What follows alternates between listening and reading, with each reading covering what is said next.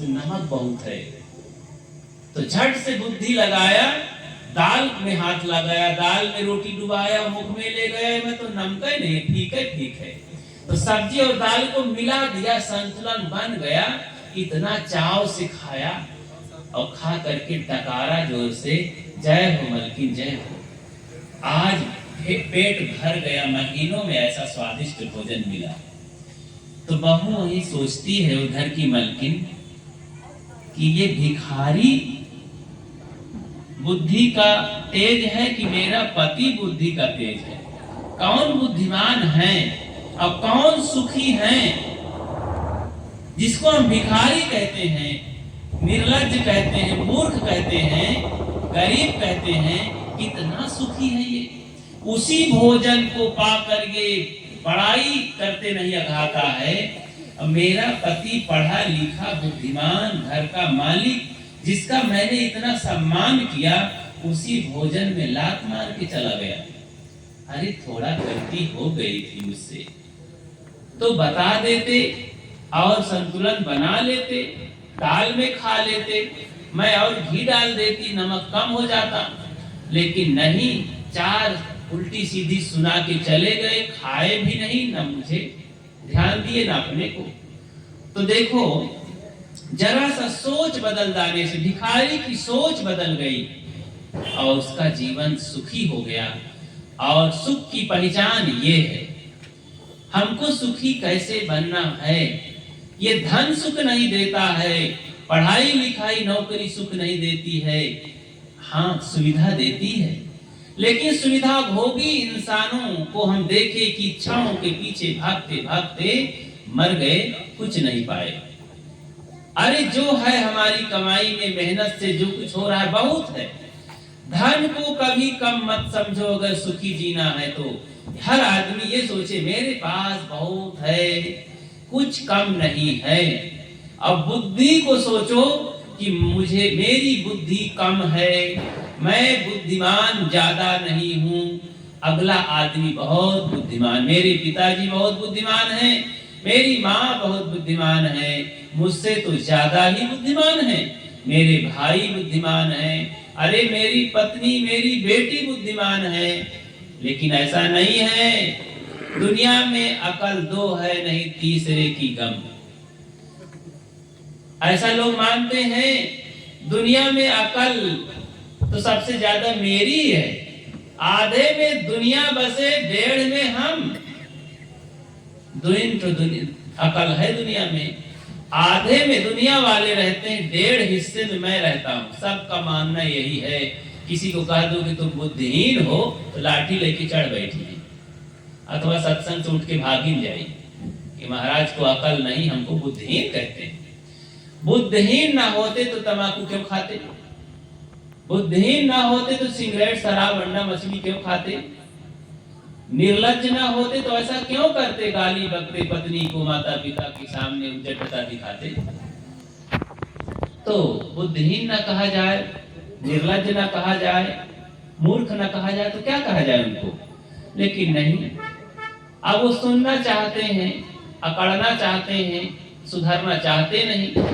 तो मुलाहिजा से लोग कह ही देते हैं कि नहीं नहीं आप बहुत अच्छे हैं, बहुत महान है, भाई आप ही बुद्धिमान है।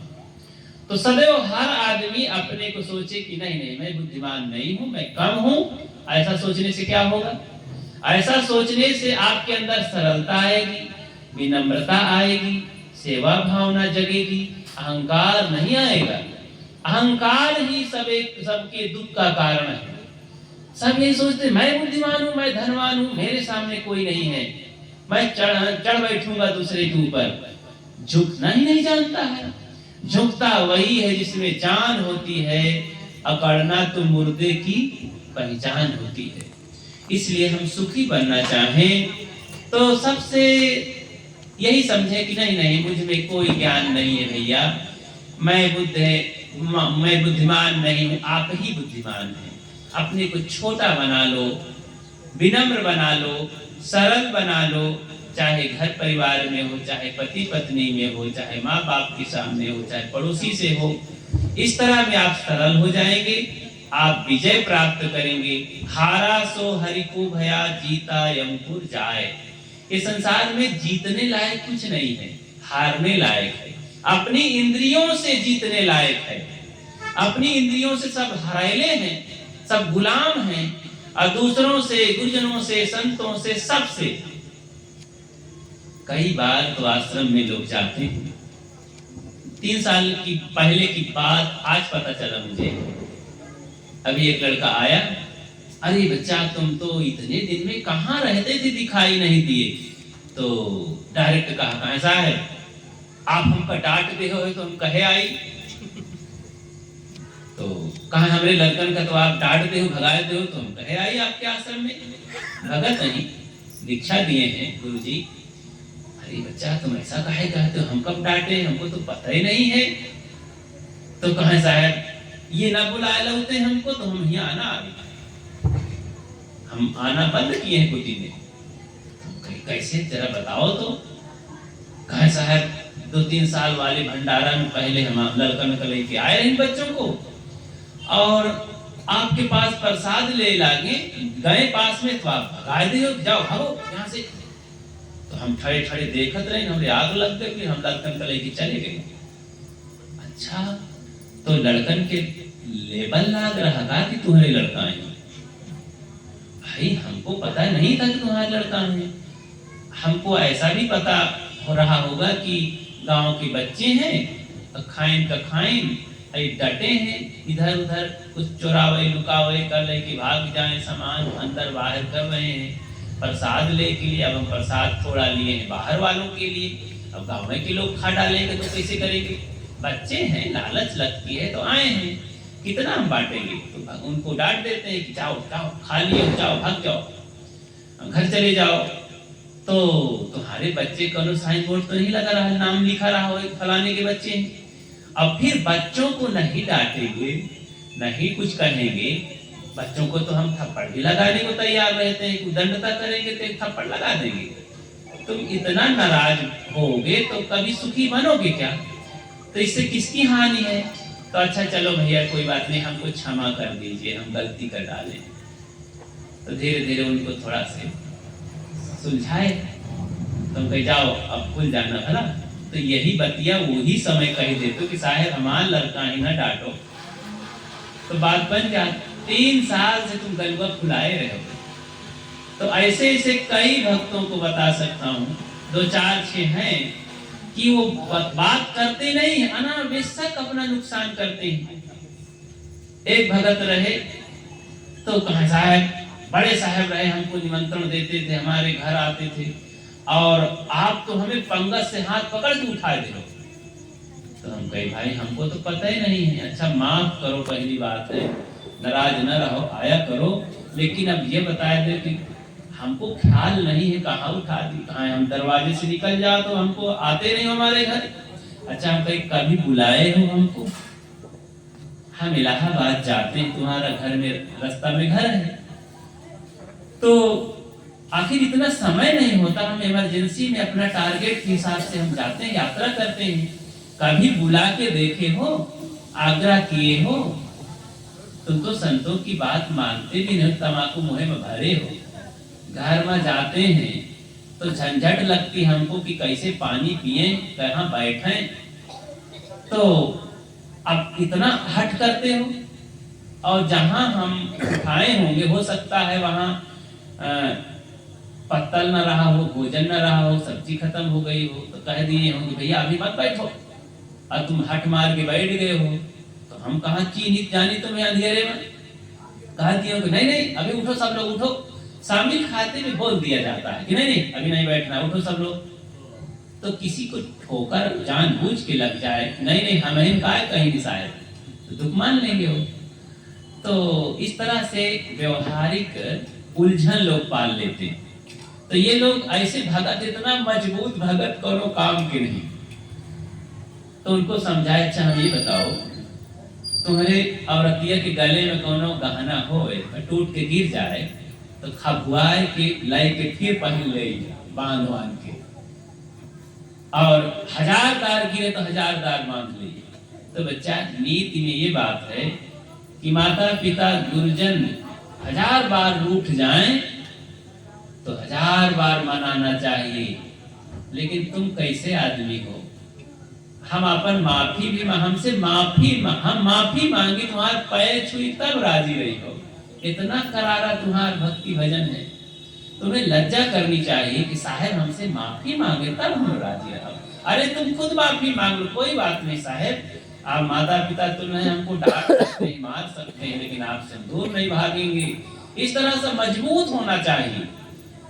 लेकिन क्या करेंगे, समाज इतना हल्का है दिमाग का, ना माता पिता को छोड़ते हैं, ना गुरु संतों को छोड़ते हैं। क्या सीखेंगे?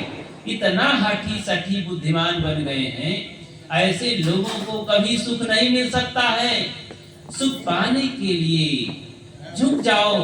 देखो पानी होता है, पानी बोतल में भरो तो बोतल के आकार का, गगरी में भरो तो गगरी के आकार का, मटका में भरो तो मटका के आकार का, लोटा में भरो तो लोटा के आकार का। और कहीं भी किसी भी तरह का आकार पानी धारण कर लेता है। ऐसे ही अपने आकार को सरल बना लो, जैसा जहां पड़ जाए वैसा बिता लो। हठी सठी मत बनो, सरल सहज जिंदगी में सुखी बनने का एक तरीका है। नहीं, कभी भी आदमी सुखी नहीं हो सकता। यहाँ सुख कहूं फर नहीं लागत है। धनियों को देख लो, सब दुखी हैं। रूप वालों को, पढ़े लिखे लोगों को, ये अंतरी मंत्री संतरी सब दुखी हैं। सब बेचारे बीपी हाई है सबका, कोई सुखी नहीं है। सुखी वही है जिसको जीने का तरीका, जिंदगी में जिंदगी का राज पाना चाहिए। मन और इंद्रियों को स्वस्थ रखना चाहिए। असत्य और आसक्ति का त्याग करना चाहिए। अपने को जान करके मस्त रहना चाहिए। पूरे हैं वे मर्द जो हर हाल में खुश हैं। मिला अगर माल तो उस माल में खुश हैं। ए बच्चे इधर देखो, क्या बात कर रहे हो गए बेहाल तो उस हाल में खुश हैं। कभी ओढ़े टाट तो कभी बाट में खुश हैं।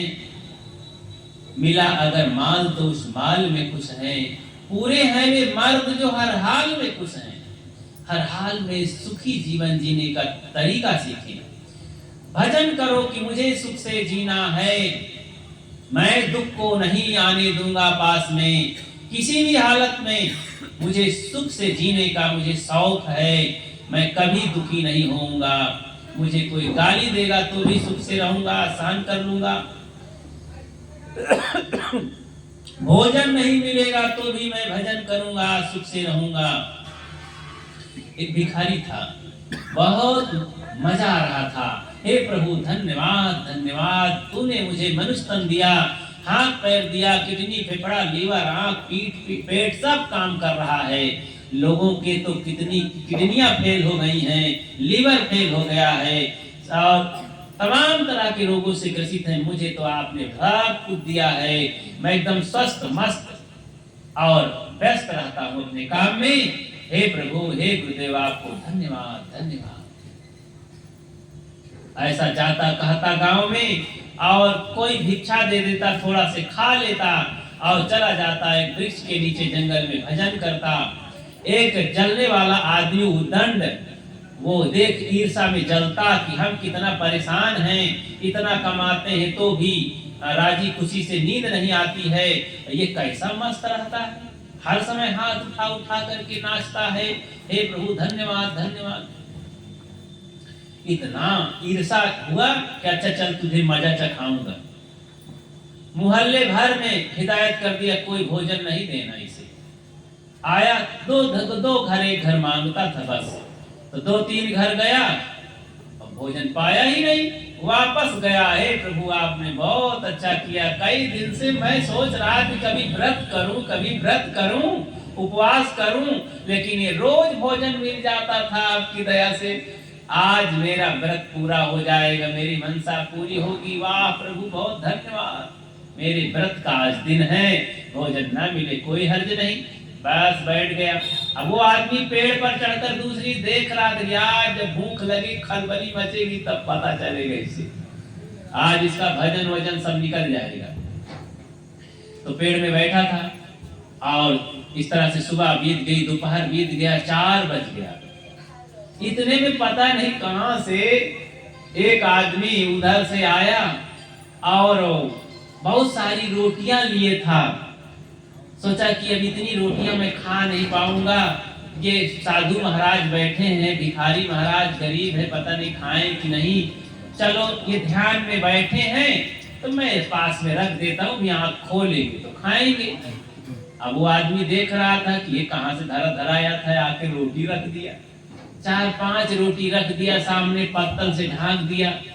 अब महाराज वो भिखारी बाबा धन्यवाद दे रहे थे, आँख खोले तो सामने, उसने कहा वाह प्रभु धन्यवाद, आप सबको देखते रहते हैं कि एक बच्चा मेरा भूखा है तो आप फिर 4 रोटी रख गए, चलो वाह वाह कितने अच्छे हैं।